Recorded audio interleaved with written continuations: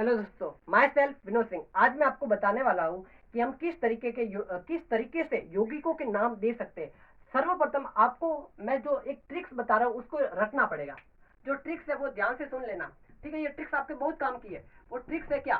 ठीक है, मैथ आपको याद रखना है। मैथ, ठीक है, मैथ प्रॉपर ब्यूटी पे है। मैथ प्रॉपर ब्यूटी पे है, ठीक है, पर नहीं है, पे है। याद रखना है आपको ये ट्रिक्स। मैथ प्रॉपर ब्यूटी पे है, इसका आपको याद रखना पड़ेगा। जिसमें मे इंडिकेट करता है मैथेन को। ठीक है, मे फॉर मैथेन याद रखना। एथ फॉर एथेन याद रखना। आपको ये चीज याद रखनी पड़ेगी। एथेन प्रॉपर से आपको याद रखना है प्रोपेन। ठीक है, क्या याद रखना पड़ेगा? प्रोपेन। ब्यूटी से आपको याद रखना पड़ेगा ब्यूटेन। ब्यूटी से आपको याद रखना पड़ेगा ब्यूटेन। पे से आपको याद रखना पड़ेगा पेंटेन। क्या? पेंटेन। और है से आपको याद रखना पड़ेगा हेक्सेन। क्या याद रखना है? हेक्सेन याद रखना पड़ेगा। ठीक है, ये आपको इतनी चीजें याद रखनी पड़ेगी।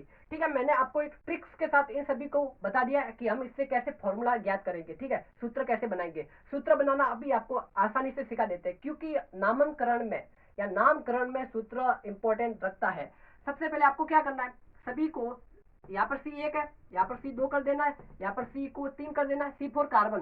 ठीक है, कार्बन को मैं यहाँ पे दर्शा रहा हूँ। यहाँ पर C को 5 कर देना है और यहाँ पर C को 6 कर देना है। और फिर आपको H लेना है। क्या लेना है? हाइड्रोजन कई मोल लेने। ठीक है, हाइड्रोजन लेना है। ठीक है, अब हाइड्रोजन उसका 2 गुना होना चाहिए। यहाँ पर C1 है तो हाइड्रोजन 2 होगा, मतलब उसका 2 गुना। यहाँ पर C2 है तो हाइड्रोजन इसका डबल होगा तो 4, इसका डबल 6, इसका डबल होगा 8, इसका डबल हो जाएगा तो H10, इसका डबल हो जाएगा तो H12।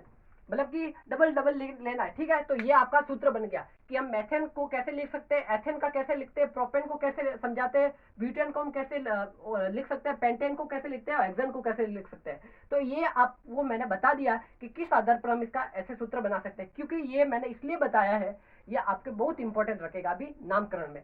ठीक है, तो ये तो मैंने बता दिया। अब आपको पढ़ना है इसी के साथ आपको एक चीज और पढ़नी पड़ेगी, और वो है परिवारों के नाम। ठीक है, पहली बात तो हमें परिवारों के नाम पता होने चाहिए।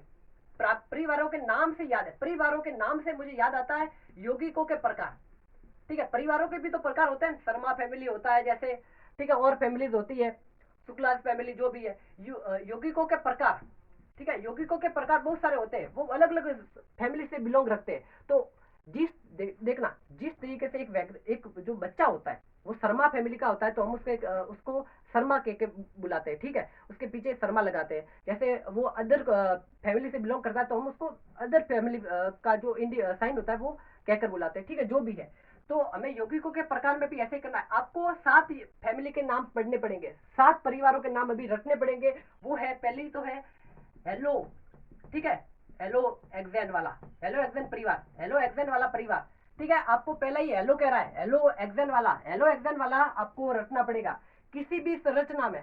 ठीक है, आप संरचना का नाम देना सीख रहे हैं तो आपको ये ध्यान रखना पड़ेगा, किसी भी संरचना में आप अगर आपको F दिख जाए, Cl दिख जाए और Br दिख जाए, ये 3 चीज अगर आपको किसी भी संरचना में दिख जाए तो वो किस फैमिली से बिलोंग करेगा? वो हेलो एक्सेन फैमिली से बिलोंग करेगा, ये याद रखना। हेलो एक्सेन की पहचान मैंने बता दी कि अगर किसी भी संरचना में FCl और Br, ठीक है, फ्लोरीन आ जाए और क्लोरीन आ जाए और ब्रोमीन आ जाए तो वो हेलो एक्सेन फैमिली से बिलोंग करेगा। दूसरी बात आपको पढ़नी पड़ेगी फैमिली, एल्कोहल फैमिली के बारे में। ठीक है, एल्कोहल को कौन कौन नहीं जानता? सब जानते हैं एल्कोहल को। एल्कोहल, जब भी कोई व्यक्ति अल्कोहल परिवार से संबंध रखेगा तो उसकी ये पहचान होगी, उसकी पहचान ये होगी, क्या होगी कि उस संरचना में, किसी भी संरचना में अगर OH आ जाए, उसकी पहचान यही है कि किसी भी संरचना में OH आ गया, किसी भी संरचना में OH आ गया, इसका अर्थ है कि वो अल्कोहल फैमिली से बिलोंग करेगा ही, अल्कोहल फैमिली से बिलोंग करेगा। ये हो गया। तीसरी बात आपको पढ़नी पड़ेगी एल्डिहाइड वाली। ठीक है, एल्डिहाइड वाली में आपको पढ़ना पड़ेगा कि अगर किसी भी संरचना में आपको डबल बॉन्ड द्विबंध के साथ O दिख जाए, किसी भी संरचना में आपको द्विबंध के साथ O दिख जाए, ठीक है, तो वो एल्डिहाइड फैमिली का होगा। बस आपको इतना ही रखना है कि वो एल्डिहाइड फैमिली का होगा, बस इतना ही ध्यान रखना है। और चौथी बात, अभी हम फिलहाल पहचान करना सीख रहे हैं कि पहचान हम कैसे करते हैं, और फिर हम कीटोन की बात करते हैं। ठीक है, कीटोन, फिर आता है कीटोन फैमिली। कीटोन फैमिली की एक पहचान होती है कि अगर किसी भी संरचना में आपको बीचों बीच में O दिख जाए, मतलब कि जैसे ये कार्बन की श्रृंखला ठीक है, और ये बीचों बीच में ओ दिख जाए, किसी भी संरचना में आपको बीचों बीच में ओ दिख जाए तो वो कीटोन फैमिली से बिलोंग करेगा। ठीक है, कीटोन फैमिली, कीटोन परिवार से संबंध रखता है होगा। और हम अब पांचवी बात करते हैं, पांचवी फैमिली है वो है कार्बोक्सिलिक। ठीक है, कार्बोक्सिलिक अम्ल वाली फैमिली है। कार्बोक्सिलिक अम्ल की क्या पहचान है? कार्बोक्सिलिक अम्ल वाली इसकी ये पहचान होती है कि आपको कहीं पर भी डबल बॉन्ड के साथ ओ भी दिख जाए। ठीक है, ये अलग है। अगर कभी भी आपको डबल बॉन्ड के साथ ओ दिख जाए, उसके बावजूद ओ एच और दिख जाए, आपको ये दो चीज एक साथ दिख जाती है, ओ भी दिख जाता है और ओ एच भी दिख जाता है किसी भी संरचना में, तो वो कार्बोक्सिलिक अम्ल फैमिली से बिलोंग करता होगा। कार्बोक्सिलिक अम्ल फैमिली से बिलोंग करता होगा। ठीक है, ये हो गई हमारी 5 फैमिली। छठी फैमिली हम फटाक से कंप्लीट कर देते हैं। छठी फैमिली ठीक है, छठी फैमिली आपको याद रखनी है एल्कीन। क्या याद रखनी पड़ेगी? एल्कीन। छठी फैमिली में आपको एल्कीन के बारे में पढ़ना पड़ेगा। एल्कीन क्या होती है? ठीक है, एल्कीन, छठी फैमिली में एल्कीन, छठी फैमिली हमारी है वो एल्कीन है।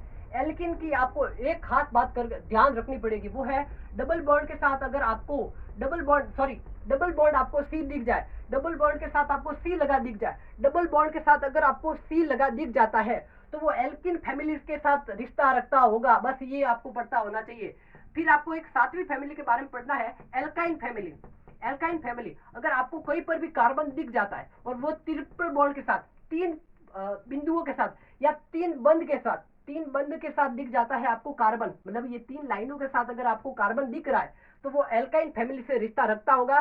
ठीक है, बस आपको आज इतना ही पढ़ना है। कल मैं आपको इसका पूरी संरचना कैसे बनते हैं और सूत्र से हम संरचना कैसे बना सकते हैं और संरचना से हम सूत्र कैसे बना सकते हैं, उसका नाम कैसे दे सकते हैं, कल मैं आपको बता दूंगा। ठीक है, आपको केवल अभी इतना ही पढ़ना पड़ेगा। इसके सेकंड पार्ट में मैं आपको पूरा बता दूंगा।